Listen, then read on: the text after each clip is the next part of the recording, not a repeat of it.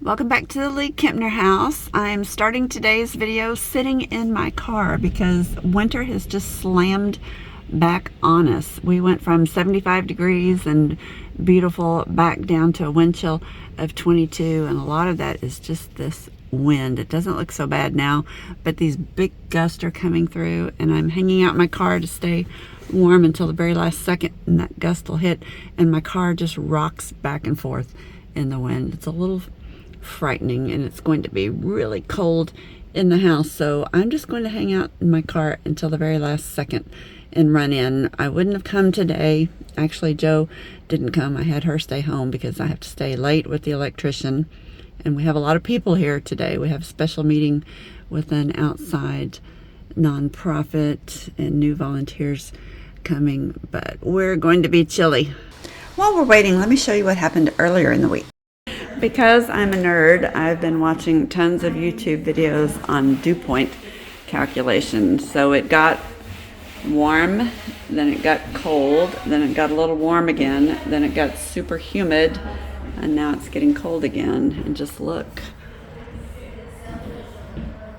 The house is just literally running with water everywhere.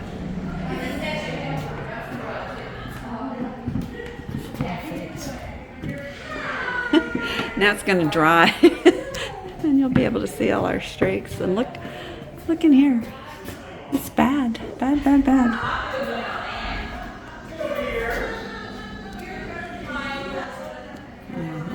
Without the, it's just actually dripping water. You know, it is a good time to wipe and clean because it softens the dirt. It does. I might get a rag and just go wipe everything. So this is a little interesting. So our exterior windows don't have condensation on them. And part of that is because of the temperature differential, which is what I've been studying in all the videos about condensation. So at some point I'll have to, when I fully understand it, come back and do a nerdy video of why the inside walls have condensation, but these outside walls do not. And today we have a lot of fun happening. This is part of Spellbound, who are the dancing witches. And they are going to be in the umbrella parade for Mardi Gras. So they're coming to the house for a meetup to decorate their umbrellas. And I'm going to let the ringleader tell you what's going on. Hi, good afternoon. My name is Linda Owens. I'm the founder of the Spellbound Dancing Witches. Today, members of our group are going to be attending the umbrella parade here in Galveston, Texas. Jacqueline and Renee, these beautiful ladies are part of our Mardi Gras Umbrella Parade Brigade Council. I know that's a long word, but we're mostly all centered around the Galveston area. I have a couple of ladies that come up through from Harris County. We love to perform during off-season, during on season. Y'all were here at our Ghost Coast Festival. Yes, we were here celebrating, storing this beautiful home. The League-Kempner has a huge place in our heart. They're amazing, and if you have a chance to come to Galveston, you need to come see this beautiful house and the restoration process. So what are y'all doing? Just blinging out the umbrellas? Yes. Yes. You want to show them? Whoa, that's some bling. We're going to decorate it in some neon colors. Wow. So the umbrella parade is a Mardi Gras tradition. So it's one of the many events at Mardi Gras down here. If you haven't had a chance to come to Galveston during Mardi Gras season, you're missing something. So everybody gets an umbrella, right? Yes, we're all carrying our own umbrella. Yes, and we'll be decorating them all. Kind of sort of unique. Wrong way. Joe didn't come. We're not going to get any video. We're still cleaning from that horrible mess we made sandblasting. Woo! Dusting and wiping Oh, and vacuuming. baby. We shoved towels up underneath there to keep stuff from going up. And I have a compressor and an air blower too. Before we install them, we'll blow everything out. Looks better. This is Kathy, our new volunteer. And I don't have my microphone. She likes to strip paint and do fine detailed work. She's going to be Kelly's stripping buddy. My co-stripper. Co-stripper. Great. But yeah, it's looking good. What's he doing? What you doing in the back? Oh, I thought you were going to say in the bathroom. I don't have the microphone, so you have to scream loudly. Where'd all the paint go? It disappeared.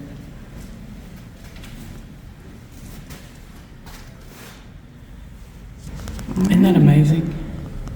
I'm still working on that side, but look at this other side. I didn't think it was going to come off. Look up here. Oh, and that little bitty one. I was so worried about that one. And I might be able to get a little bit more off. Like. Sorry for the blinding light. Mateo is back, and he had some wire left over that he brought. This is to go outside. It's not Romex. It's UF wire, and it's rated for exterior.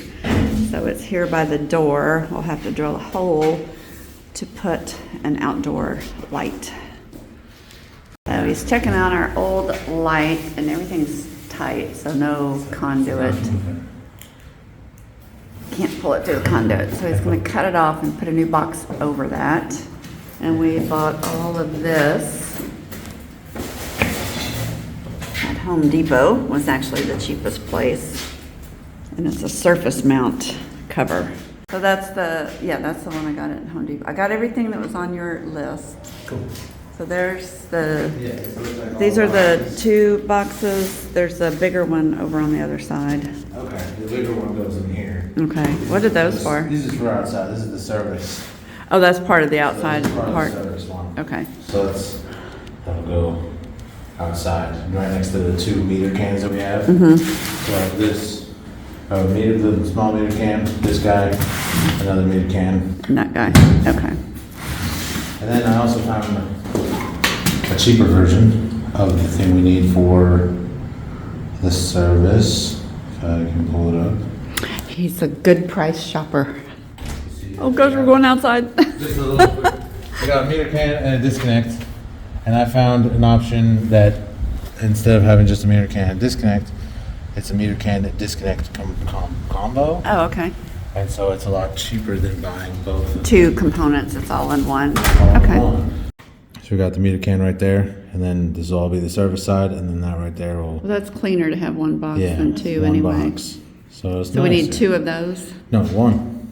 Only one of those. Little. Oh, is that for the big? That's just for the big ones, Not yeah. the- okay. And then these are the small ones. Small So we already have all the small ones now. Okay. 'Cause we have the meter cans, and we got this, so we just need this. And Yay. Okay, where do I get that one from? it's Home Depot as well, actually. All right, so you can send me your Yeah, shopping I'll send list you the shopping again? list, Okay. So this is a J box, Yeah. what does the J stand? Junction. Yeah, junction J-O-J. box. So just junctions from these guys, and then we're gonna grab the conduits that are right here, and they're gonna go into that box. Okay, so every connection should not be just electrical tape. It should be in a fireproof box, Yes. which when you get into these old houses, you see all kinds of stuff connected. Yeah. But technically, every connection of wire should be in a closed box. Just by way of example, here's something I found inside a wall when I was redoing a house way back in 2010. This kind of stuff is scary that it can be inside the walls and unprotected. This is a fire waiting to happen. All right, the scraping you're going to hear in the background is Kelly. That's me. I'm doing some evening stripping. Evening stripping. If you're going to stand around, you might as well strip something. So everybody's busy except me. I'm just standing around being cold. Mateo's fast, but I'm going to make him super fast. This box he's working on here is a huge mess of wires. It's where all the power comes in from the breaker box and feeds everything else in the house. And it all starts here in this wall. And we had some problems with box placement because it needs to be accessible, but it's going to be behind the cabinet. So we had to lower it so we can cut a hole in our cabinet and be able to reach in to this box. So he's got some work to do to straighten this out and get all the conduit going to it.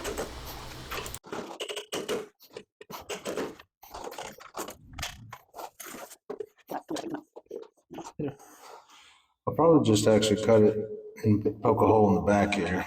Pull them through there. And have it like a 90 or an LB coming out the back. So that way I can, it'll be easier for me. That means I need to get an LB for that. That's fine. Okay. Do you have a 90 on your truck? I might. I might have one. Somebody gave us some extra fittings. While you look, I'll go look in here. Okay. I'm gonna put one more screw in this. When we did our last cleanup, I remembered seeing a big box of these gray conduits and fittings. And it's not something that I'm used to using because we don't do it normally in a house, but it's stuck in my mind because of the color. So I'm going to dig in there and see what I can find.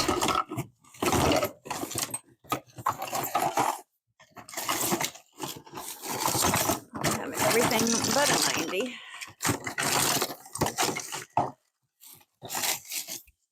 Let's see if that'll work. Will this work? Ooh.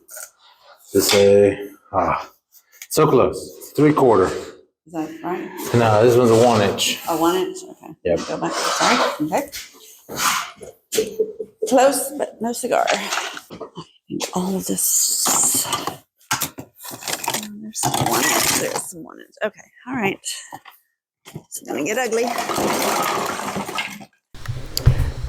So while I'm rooting around, let me tell you what this stuff is. This gray electrical conduit is usually done to protect wires outside because it can be waterproofed by sealing it up. And it's gray to keep it from being confused with white PVC plumbing. It's more or less the same thing.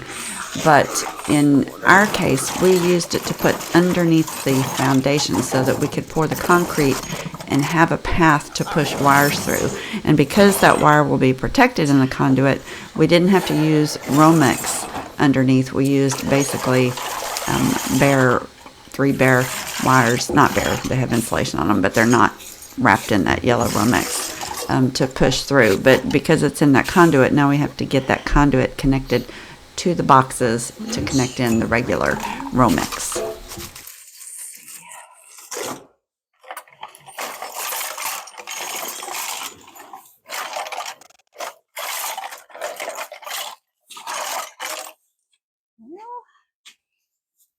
Oh, ta-da! I think I found one. I got one. Oh, what? Nice. Will that work? Yeah, that's perfect. I don't know That's where that good. came from. Did you bring us that box of stuff? Maybe, I don't know if I brought PVC stuff. Somebody That's nice, though. Perfect. This is a great example of how we're able to do what should be a multi-million-dollar restoration for pennies on that dollar between the use of volunteer labor and discounted labor and all of the things that we're given for free and can reuse. We can really stretch $1. So it may not seem like much, but each of these little pieces of connector and boxes, they can be anywhere from $1 up to $15 depending on what it is. So this box of what might seem like junk to somebody else could be saving us hundreds of dollars here on this project, and that's money we can use somewhere else. So we are thrilled when people donate stuff like this. We'll use everything we can. When we finish work, we'll go put it out on Marketplace and try to monetize what's left over or give it back to Habitat for Humanity and let someone else take advantage of it. That's right now, so I don't lose So it. that'll be exposed Yeah. in the ceiling. We'll just paint it white and be done with it. Yeah. Oh, you can service it later on.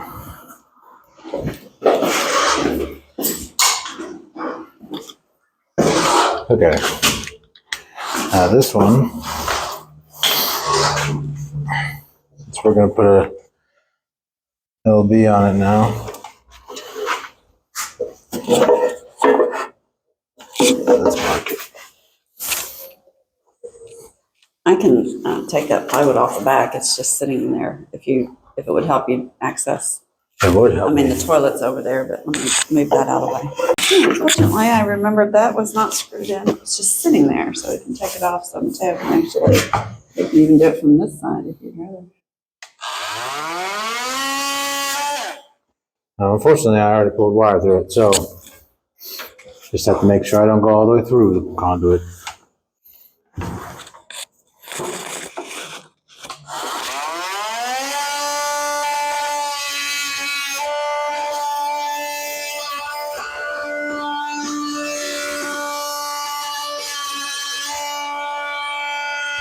This made me a little nervous having the saw this close to the wires in there, but he does this all day long for a living, and I trust that he knows what he's doing.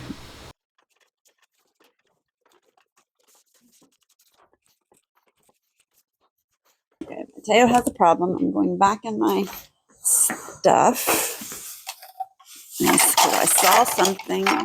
Oh, there it is, that he might be able to use. I'm taking this, see if this can fix his problem. Half inch, I don't know. Oops, lost my boot. What about this? We had this, will that help? Nice. That's half inch. See, Looks like okay, it'll be this- good. We have a concrete funny, so I can put that on there. And All because I right. guess the conduit has to get up in the box, or it's not really. Yeah, that's secure not in the box. secure. Otherwise, if the box would be like sitting like this, but then there'd be exposed wire. And you're trying not to expose any wire. Yeah, no exposing wire. And that doesn't have to have like glue or anything. You just press. It does. I usually put glue on it for sure if I'm outside. Inside, since this is going to be in a cabinet, this is not for like waterproofing. Water. So I would have done it if it was outside for sure. But since it's inside in a cabinet, we're barely even gonna. Sandpaper around that. I'm actually thinking I might have to trim it back. So cut it down some. Yeah. I'm just saying if it would. Yeah, it's gonna hit inside the wall. All right. Oh, I see. Trim it back just a tad. So like right here.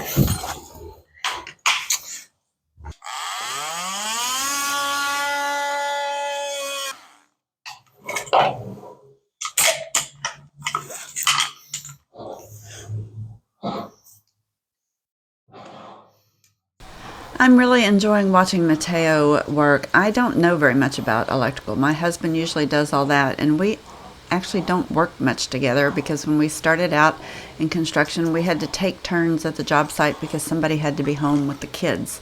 So I'm learning a lot. And being Mateo's gopher keeps him from wasting too much time doing little things that I can do for him. Maybe Alfred brought us that box of goodies. I don't know where that. I have a huge tub of this stuff. Yeah. I also brought more stuff that we're not going to be using at work. So it's all metal boxes for the upstairs. Oh, Perfect. now this is going to be for this circuit right here. Like this. So this is going to be for our window unit over there. Okay, that's the And 220. then this is for anything we go into there. Go up, that we choose to go up there. Yeah. Okay. And if not, we can do something So in here as this well. is, for those that don't remember, this is where old plumbing is, which we need to pull out. We've got a little bit of asbestos in the wall there, but we think there's a cavity that goes all the way up that's hollow that takes you where the old radiator was. So we can run wire up there and get a couple plugs in the sunroom without having to have the exterior conduit. So we're keeping our options open there. Okay. Another problem, I found another little piece of Little stray 90. stuff we can use. We're going to put a bend in this and twist it over to the wall. I might have to just heat it up just a bit to make it. Well, actually, if I put a strap right there, that'll strap it close to the wall enough. My box of goodies keeps on giving. I found a strap. I found a strap. Oh, yeah? Nice. That's the right size. Perfect. I got an MA. And then this is a bunch of leftover, I don't want to call it junk, important stuff from another job that people are throwing away. And we don't care. We'll use it anyway. Free is in our price range. Do you want us to take all these plugs out and? Yeah, the plugs you're probably not gonna be able to use. Yeah. Because they're being used. Got volunteers coming tomorrow. We'll sit and unscrew all this and sort it and put it on our electrical shelf. Nice. And I also have one more bin as well. Okay. But it's some of those boxes, but then also a bunch of ceiling boxes Okay. for fixtures. Yeah, as there's well. some shelves up on the third floor in that hallway, long, open shelves. We can clean that and get all this electrical stuff up there and actually sort it. Oh, in that closet? No, in the hallway, Yeah. when you make the right turn on the third floor. Yeah. We'll clean that out and put all our electrical and we'll sort it by type and size and make like a electrical store. Where did that come from? Mateo collects Yeah. throw-offs from There's a lot of stuff that people we. throw stuff away. Yeah, they just throw a lot of things away. We like, this is from a condo on Market Street. And we demoed the whole apartment complex. And so we kept a lot of stuff, but my boss wanted to throw away 99%. So one man's trash is another man's Yeah. treasure. They're still good though. Penny saved is a penny earned, is a penny raised. All right, that is a Romex connector. Romex connector, yep. And how many of those do you want? So that's the connector you were talking about. Yeah. It just squeezes down and holds them in place to keep them from moving. That's a little one for just one wire. Oh, we tried it. I don't know, able to fit two. Let's see. Looks like there's still room in it. Nice. This board was like, it's like perfect. Okay. Like the perfect size right there. All right, I'll get some 3-inch sheetrock screws and shoot in from the end. I need two more Romex connectors here. I don't see any connector things in here. Oh, wait a minute. No, that's a different kind.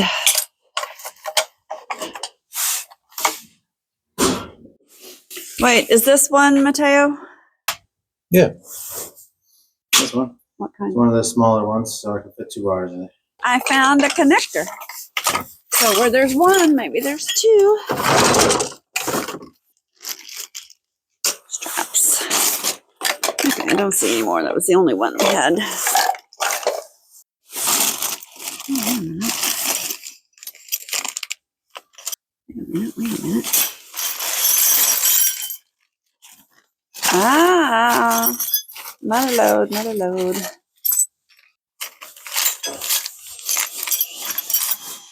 Two.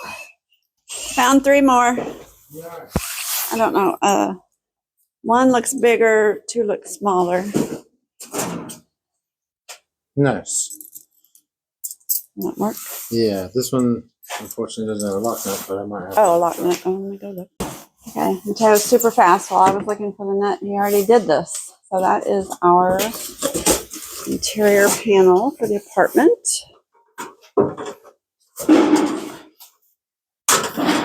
Ah. Cannot do with my glove on. So it'll be full of breakers. I believe we already have the breakers. I think You brought some breakers that over in our electrical section of this of the basement. Okay, Kelly and I have been visiting while Mateo's been working. Mateo works over at S2 show. Yeah, so what's going on? So I think I'm done for the day. I just got what I wanted to do. This box is in that box. Basically all the conduits Okay, have so a we place to go. box over there, Yeah, got a box there. box there, Box there. box on the ceiling, Yep, box there. over here, Box, not that. okay, And then I'll put the panels on. and the panel on. So what is our next step then? Our next step is I still need a wire in these lights. Oh, the ceiling can light. Yeah. So, or not can, I'm gonna, flat LED. tomorrow I'm gonna come by and I'll wire in all these lights. And Okay. then I will during the day go sort out the electrical section and find all the breakers. yep, that'd be good. So we can show that. The only thing And then- we will need to buy 2 arc fault breakers that we'll be putting in here. Okay. They're just required for all like bedroom and living areas. Okay. So they need to be arc fault protected. Everything else. And then we need to buy the heavier gauge wire, the right length to go to the water heater. Yes, the water heater we need a length, and then we'll also from that J box in the ceiling to this box for the range. So the range wire already comes into this box. Yeah, the little. So you just need to connect it to that box. Yeah. Okay. It was a good day. Well, thank you very much. You're fast, super fast. Gotta get done fast. You showed us about some things. Wow, look at the trees. Look at the trees going.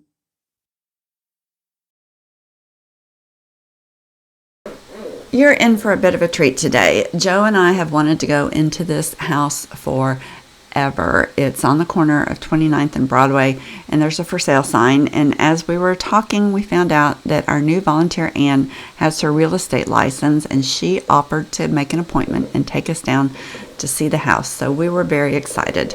We were so excited that we messed up the microphones. We had multiple people mic'd. We were running all over, squealing at everything, and so the video is a little bit of pandemonium. So I'm just going to let it play and let you enjoy looking at the house for yourself and read you a little bit of the family history that Joe found online.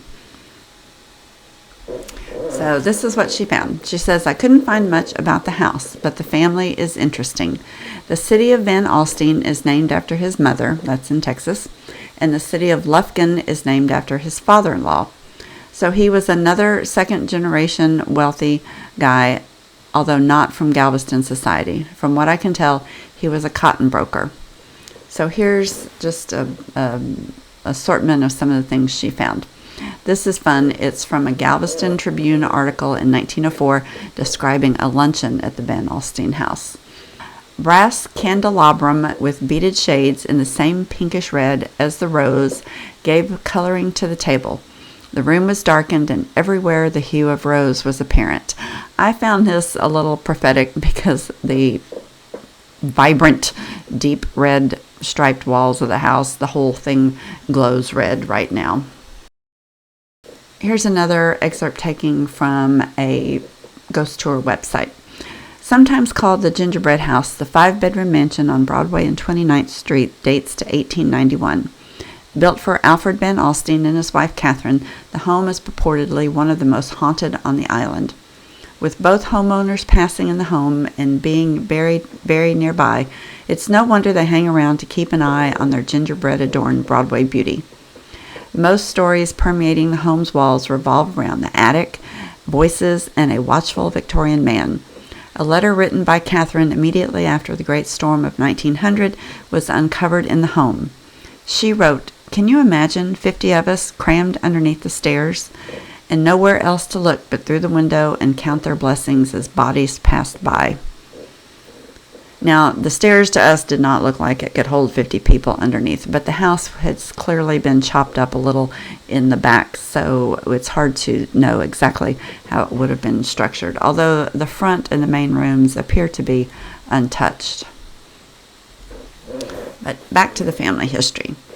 The Van Alstyne family begins with Albert Van Alstyne's parents.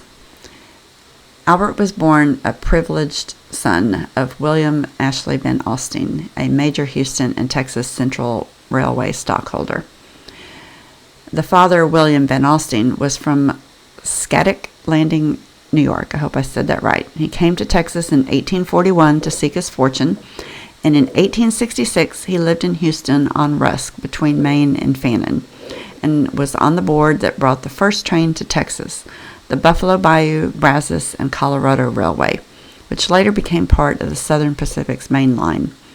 The Van Alstyne Building on Main and Congress in Houston was the first 3-story building to be built.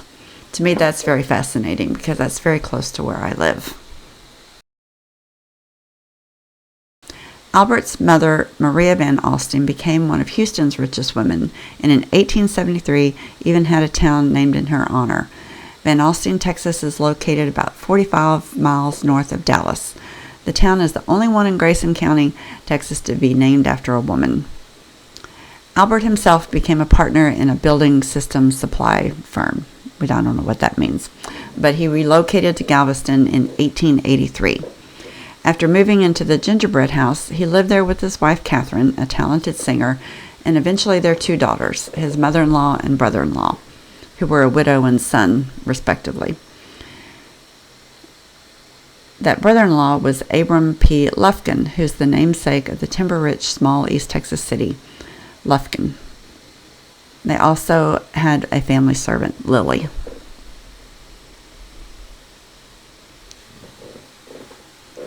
You can see from this video that the house has really been desecrated. I don't know how else to say it. I don't know why anyone would put tile on a staircase. All this Harlequin-esque stuff is just really, really bad. Now, it was a retail store, and I'm sure it went well with what they were selling, but as a house, this house needs a lot of love. Structurally, it appears to be in great shape. It looks like it's well taken care of. It seems very solid. It's very level. The paint on the outside is relatively new. A lot of the roof looks new, and there's an incredible detached garage apartment over a very large garage, and that garage apartment is in perfect shape. It looks like with just a little cleaning it could be rented immediately. So I don't know why this house comes on the market so often and why nobody in the last 7 or 8 years has done anything about the inside. You would have to strip all this paint down. It's been very heavily painted multiple times, you can tell. But the stair is fabulous. It has these very odd, asymmetrical, twisted posts, and the stained glass in the stair is just beautiful. I really, really want to buy this house. If you heard the whole video, there's a lot of discussion about us buying it and making it offices for us someday, but we just don't have the capacity to take on any additional work. But you can always dream, and hopefully someone will buy this house and give it some love and restore the inside, because it could be just a fabulous property. So with that, we will say goodbye for this week. Thanks for watching. Things are moving along very quickly in the chauffeur's quarters. Mateo is so fast. We hope to get all that service finished, our outside service finished and done, and get inspected, and then we can start closing those walls, and that will be a big change down there. So stay tuned, be sure and subscribe, turn on your notifications, and we will see you back next week here at the League-Kempner house.